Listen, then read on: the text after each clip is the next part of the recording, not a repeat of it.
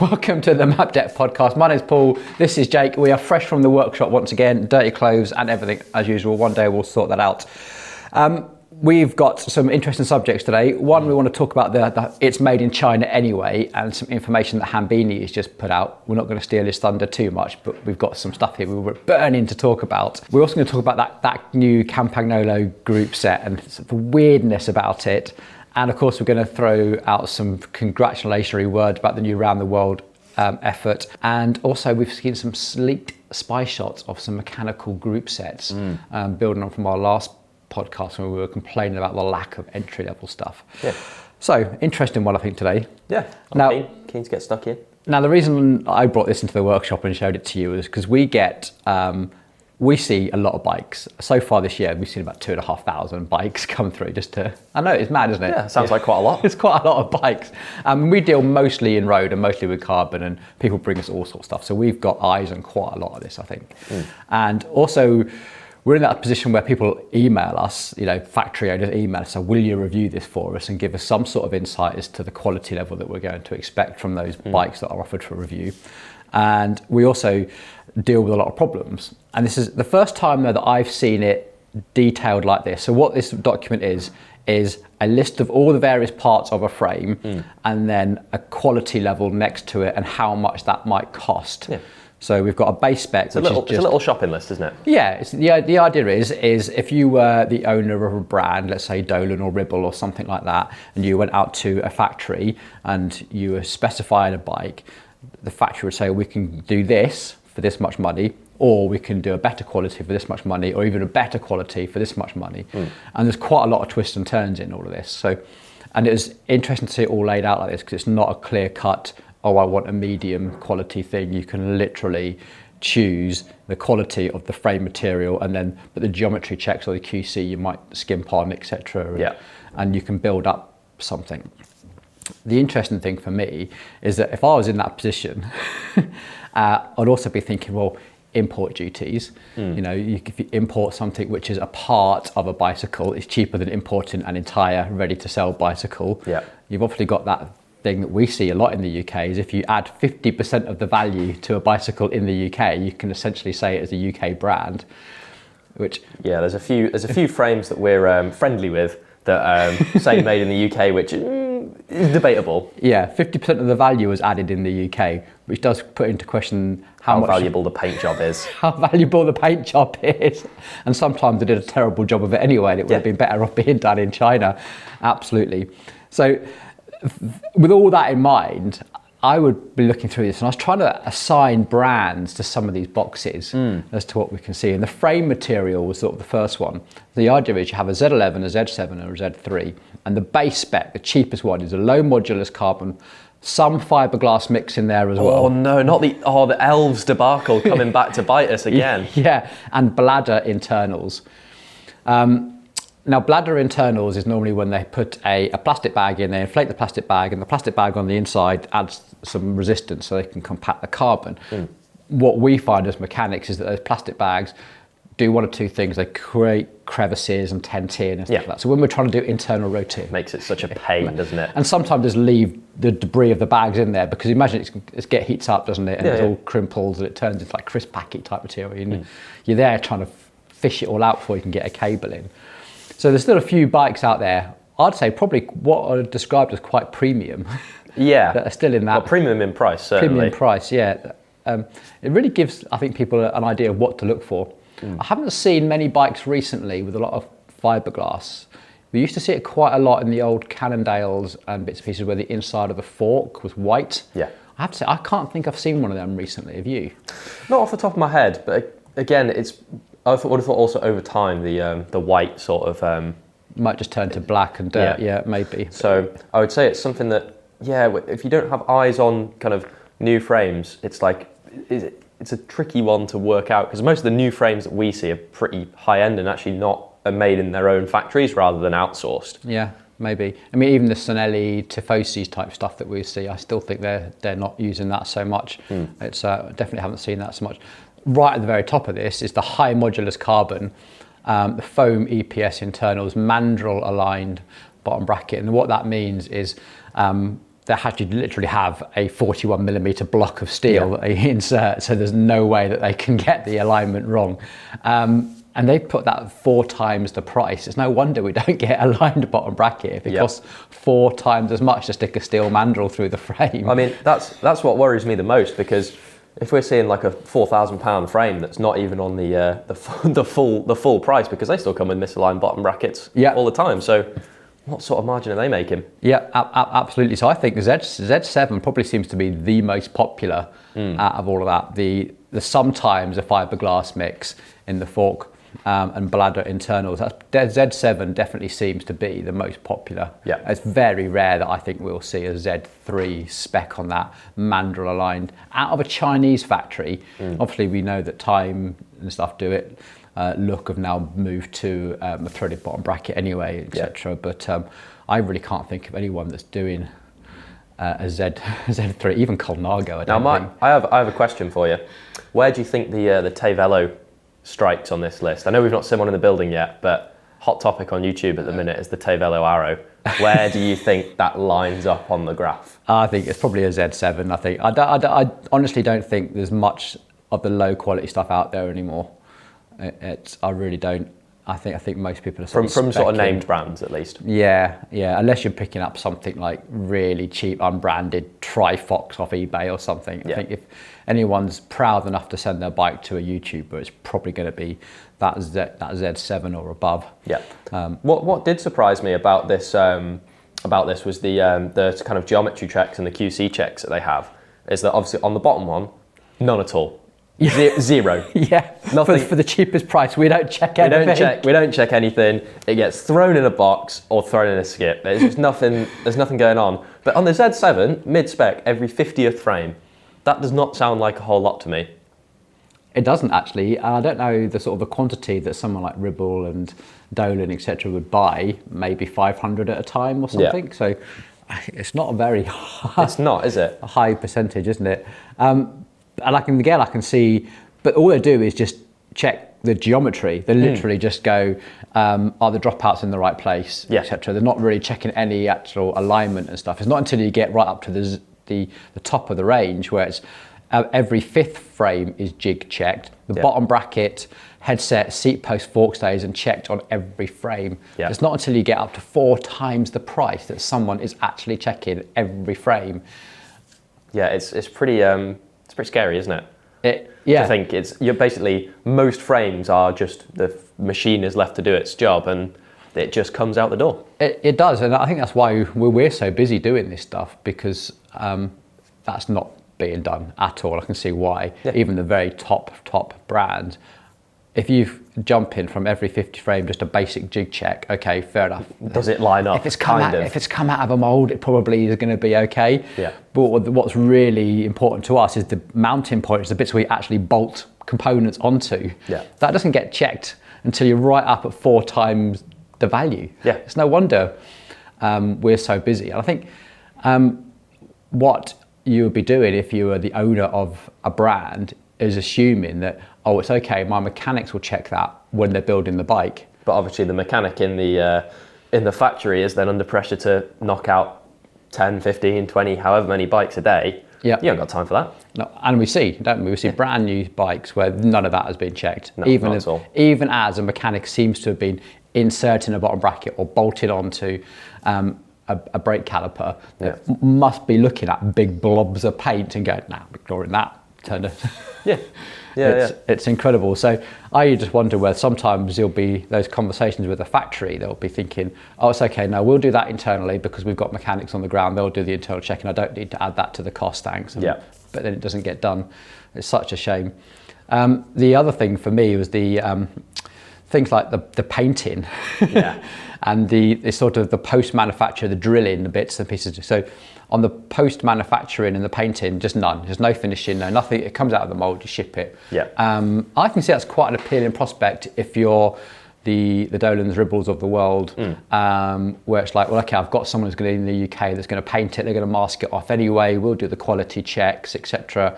And they get shipped off. But that's where we see probably most of our complaints with those brands isn't in is the carbon strong enough? Well, that is also an issue, but that's probably a conversation for another day. Yeah, there was that one Dola, wasn't it? It was like loose threads everywhere, like no resin on it, And also, I held know, together with paint. Not to rag on Ribble as much as I love to, but I know 3 people that have cracked them without crashing them. Oh yeah. So yeah, but it's such a hard thing to argue in the comments, though, isn't it? And with people, because everything's made in China is the whole point. Is that all the top brands are made in China, and the top brands suffer breakages as well. Well, it's where the expertise is as well, isn't it? Because if you think that's where everything gets made, that's where That's where the expertise, and basically what this document is telling us, that the Chinese will do it for you if you pay them to do it. Yeah. It's essentially it. And if you're not going to pay them to do it, then you better have some robust systems in your own factories in wherever you are to finish it all off. So yeah, the post manufacturing bit, the standard drilling, which is just run a drill bit through it, bottom brackets, headset landings, brake mountings are minimally finished. Yeah. I don't think anyone really specs that, or they go straight to the Z3, which is the 3-stage drilling. Now, 3-stage drilling is you normally drill a pilot hole, then you do the actual hole itself, and then you go back and chamfer the edges, etc. Yeah. I can't think of a brand I've seen that on. I mean, it's just, again, it's looking at the prices. Is if you're getting someone who's putting down everything in the Z3 category and it's coming up at 4 times the price, I mean, we're already seeing frames that are £5,000, and they're still not coming with that sort of quality. No. So it just makes no sense to me. It makes no sense to me at all. It's sort of... No, it really, really doesn't. It's I would love to know if any brands out there are actually just ticking, like ticking the option box, Z3, in top quality, absolutely everything. I would love to know what that would come out as cost-wise.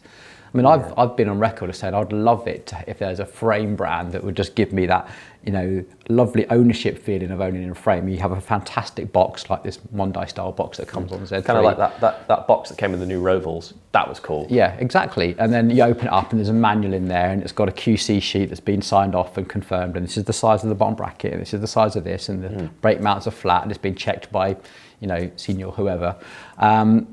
And everything's just laid out for you all neatly inside a box, and it's everything I'd love to know. I'd love to do. Yeah. Now I have a question. One day. If you were going to be importing frames, so we as Mapdeck, we decide we're going to start selling frames. Would you do it so that, because obviously we like quality stuff. That's what we do. Would you do it so that you just say Z3 everything, bing, bing, bing, bing, bing, or you take a lower quality from the factory, but we do it in-house? We do it properly. Would you rather we take slightly cheaper from the factory and we make it what it wants to be, or would you take the 4 times the price from the factory and trust the factory to do a good job of it? That's such an interesting question, and I would love to sit here and say I would love to import a frame one day that was just the best it can possibly be. I fear that the import duties would make it completely you couldn't do it. Yeah. I think if you were to import a ready-to-retail, fully painted, fully prepared frame, the import duties on that would probably make it, undoable. And that's where I think this is all coming into, because you'll be sitting there thinking, right, I can't do that because I'm going to get smacked with import duties. So what can I do? Well, if I bring it in raw, but then I've got my mate down the road who does painting auto body repairs, he's going to paint up some frames for me. And then I think I've got my own QC guys inside. I think that's where we've got into this pickle. Yeah. And that system has just fallen down. And I think it'd be really tough. I would love to go, do you know what? I found this fantastic factory and it's going to be like this. And, even do what a lot of brands do and send someone out to the factory, almost permanently, and say, keep an eye on the quality as well, so you can be reassured of it. I just think, you would be absolutely tied up in taxes and imports and stuff like that. You would just make it really, couldn't do it. I can't think of the right word. Can you tell? So this is dead interesting. If you want to see this for yourself, we are not going to publish it here. You should definitely head over to Hambini's Patreon or look out for the Hambini channel. I think he's going to be doing lots more stuff in depth. This is just like our opinion of what we see, because I think we definitely see a hell of a lot more bikes than someone like Hambini would, and probably deal with the problems an awful lot more, not just in terms of bottom brackets. So I hope that was useful. Again, get down in the comments and let us know. Moving on then, deep breath. So we had a visit from Campagnolo the other day. and they showed us the new Super Record group set and said, would you like one? Would you like to buy one at a reduced rate to test on the site? Yeah. And we were like, okay, let's show me the pictures and let's have a look. And I was like, I think we're all right. Yeah. Yeah. Campag, it just doesn't make sense to me. I'm sure we're going to get into it, but I know there's the purists that love their Campag and stuff like that, but it's not that anymore. And it just doesn't make sense to me. I think Campagnolo have really, really wound themselves in knots with this. You see, Record always used to be the top of the range. It was the Dura-Race. And then they made a special edition once with lots of titanium hardware that they called Super Record. And it was sick. And it was fantastic. But then they've now set a new standard. So whenever you launch a new thing, you can't come back in as Record because there used to be a Super Record. And if you want the best of the best, because you're just the type of person that I want the best of the best, then you will want Super Record. Yeah. So the fact that they brought out a Super Record S, that doesn't help that situation. What do you think the S stands for? Shit Super Record. Well, that's going to be the joke, isn't it? Yeah. Amongst the Monaco elite, yeah, that is going to be the joke. It is going to be, because let's face it, you'd only buy Super Record because it's the best thing, the most expensive. And the fact that they made a matte black one with an S on it, and all they've essentially done is remove the titanium hardware and replaced it with steel. Yeah. And it's made virtually no difference to the weight. Yeah, basically. But it has made almost £1,000 difference to the price. It's baffling. It seems so, I don't know what they're doing, whether they're just going, do you know what? The entry mid-market is just not where we are. We're all about the absolute very, very small volume, top of the market. Maybe that is their business strategy. And then I wish they just called it Super Record, Super Record Black. Yeah. And then therefore you've got the Super Record with the red decals and Super Record with the black decals, and then just lower the price slightly of the Super Record. I mean, dead easy. It'd make a bit more sense, wouldn't it? Yeah. But I mean, because if you look at the price, also the pricing structure then makes no sense either, because you've got Super Record, the big dog Super Record with the red decals and all the nice bits and pieces, and that is £4,500 for a group set, and how much does it weigh? 2,520 grams. Yeah, excluding bottom bracket and power meter. So this is why we've got my little drug dealing scales here. It's not for drug dealing actually, it's just for measuring diff fluid on RC cars, but that's another video. But so we weighed it and it's 60 grams for a bottom bracket. Yeah. Which makes the Super Record Wireless S another 50 grams heavier essentially, isn't it? Because they were very interestingly excluded the bottom bracket from the Super Record, but included a bottom bracket with the Super Record S. Just to make it look like a little bit more, it's removing that titanium hardware, because there's so little amount of titanium actually in it. It's probably an axle for the an cranks. axle, a couple of pivots on the rear, but they're so small that they're not going to make a big difference to the actual weight and stuff. So, interesting. But for me, I mean, I know there's Campag fans. I know there's people that love Campag, but on the new wireless stuff, there's no thumb shifter, which is obviously a big part of Campag's thing. Yeah. It's not rim brake anymore, which again, big part of the Campag market. It doesn't make sense to me, because even on this slightly cheaper one, £3,500, that's £1,000 more than what you'd pay for a Dura-Race group set, and it weighs more, right? Yeah. It weighs quite a bit more, like a good 100 and something grams heavier. Yeah. And it just significantly, yeah. And it doesn't work as well. You can't tell me it does. It's pain to work on. I don't even think the ergo shifters work that well anymore. The ergo controls were meant to be ergonomic. I don't think they are. No. I think Dura-Race and SRAM Red are beating them hands down in the ergonomics 100%. section. And the big thing for me on Campag, for most people, even regardless of the price, the gear ratios are crap. You do not get the range that you get on even Shimano, which is still not industry leading like SRAM is, but you do not get, the chainring sizes are weird. And the cassette sizes, I think they only go up to a 30. No, there's some other, there are some other, they have made some improvements there, but you're right, it's still not as good as the range that you can get from SRAM Red and etc. And if you're spending even like £3,500 in a group set is a massive amount of money. It is a massive amount of money.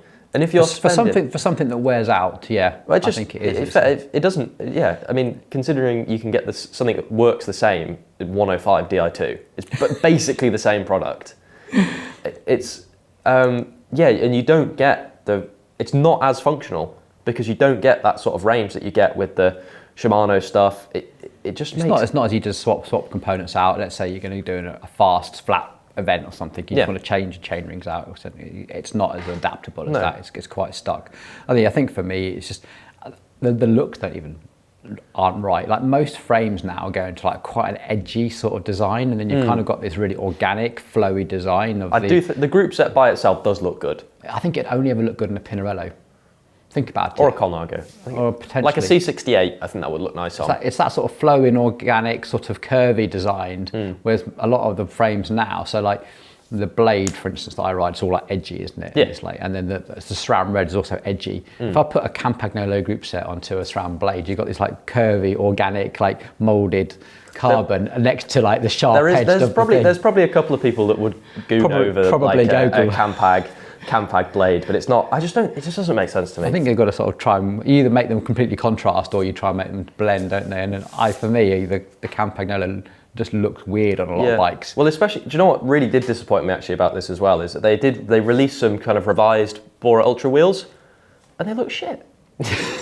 The old ones, well, not even the old ones, but the current gen ones, the glossy carbon, I think they're some of the best looking wheels about. They look awesome, and they brought out some matte ones, and they just look bad. Yeah. Like they look just normal, plain. They don't match the group set. I just don't get it. Yeah, Campy really hasn't done a good thing to matte black. They were fantastic with gloss black, with all those swirls and stuff and the detailing. I feel like it's RRP, RIP, rest in peace. Campagnolo is coming fairly soon, doesn't it? I can't see this is sustainable. I do hope they sort themselves out because it's good. It's always good to have more players in the market because it drives innovation. And it keeps prices low, or well, I say low, but it can keep prices lower, and it creates more competition. So I do hope that they sort themselves out and start making some good stuff again. But I don't think Shimano or SRAM looked at that release and went, "Oh my God, we've got to up our game." No, not at all. They probably looked at it and was like, "I think we're all right, guys." Yeah. Moving swiftly on, Leo Wilcox, 102 days around the world. Yeah. Absolutely amazing. So Jenny Graham. Obviously just very local to us from Scottish Rider, 126 days. So that's a huge What's that, three weeks? Yeah. I think that's now more time off the previous record than she is far away from the men's record. Because I think Mark Beaumont was like 81 days or something. Yeah. So she's now closer to the men's record than she is to any other woman. That's pretty mental, isn't it? Absolutely incredible. And it's not even just the riding and the fitness time for me. When you really think about that, the logistics and the ferries and the just... maintaining your bike, all the time that you end up stopping to like fix a bike or repair something or get to like just the amount of planning, it's just incredible. And if anyone is interested in that, I'd thoroughly recommend watching I think it's the 2019 Tour Divide on YouTube with Leo Wilcox. I think it's on the Pearl Izumi channel. That is a fantastic video. That's where I first learned about her. And it is really, really interesting. Such a talented rider, and so good to see that get the record. And then finishing up this podcast, we've got a couple of leaks. So last week we were bitching and whining about the lack of entry level and mid-level group sets. We're stuck at 105. And quite a lot of people in the comments actually still think that 105 is entry level.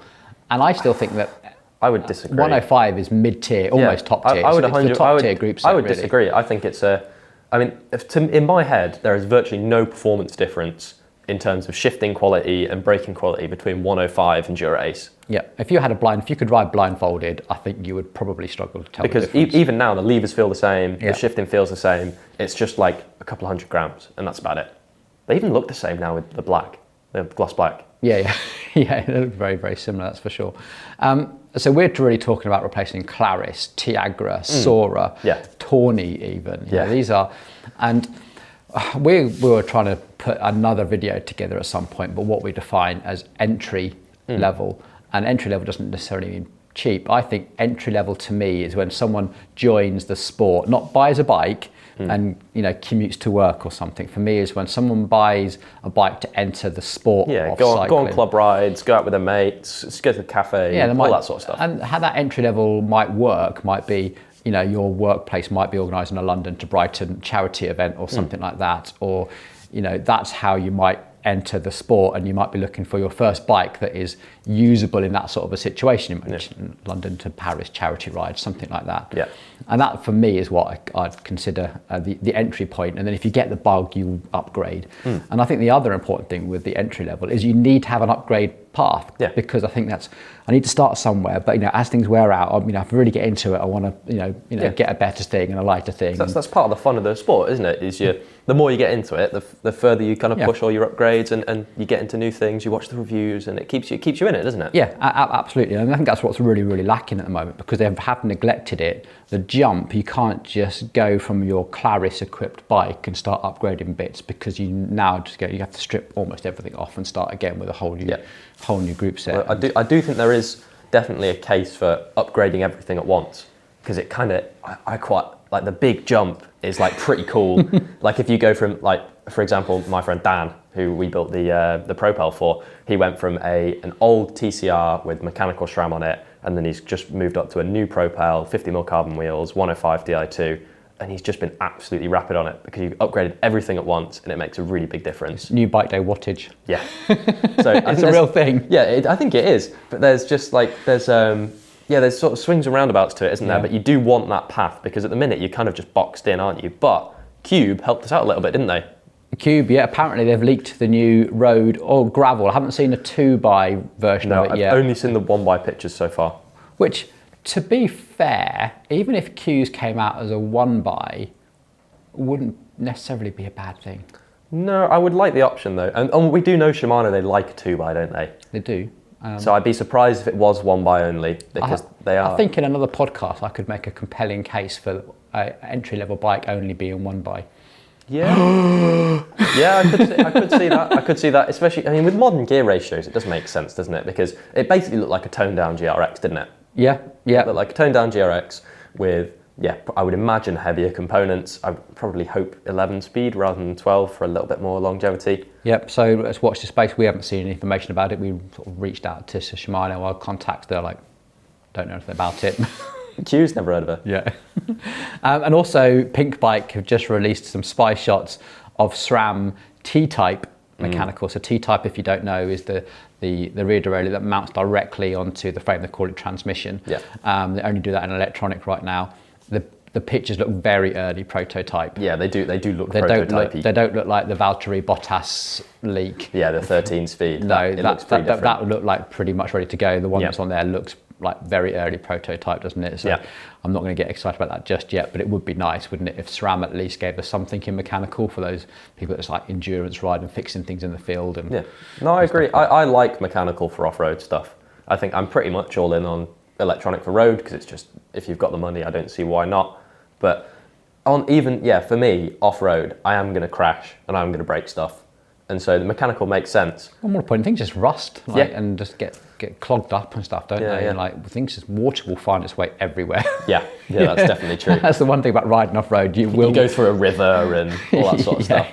But I think a big thing for me as well is that if they're really doubling down on T-Type, we're going to start seeing UDH on more and more and more stuff, which I quite like, to be honest, because I think if it gets rid of the whole derailleur hanger compatibility, and it makes more strength and better frames, and there's less kind of variation, I think that's a win for the customer, isn't it? It is, actually. That's a top bit of buying advice to end this podcast on, is if you're in the market right now for a new gravel, touring, long distance, mountain, whatever sort of bike, anything other than an absolute top end of the line road, look for a UDH compatible frame. Yeah, I think it makes sense. I think we'll be seeing more and more. If you're thinking about buying a frame that will last you a decade, UDH has got to be on that frame. It's definitely what we'll be judging it by. If it's got a UDH, fantastic. Yeah.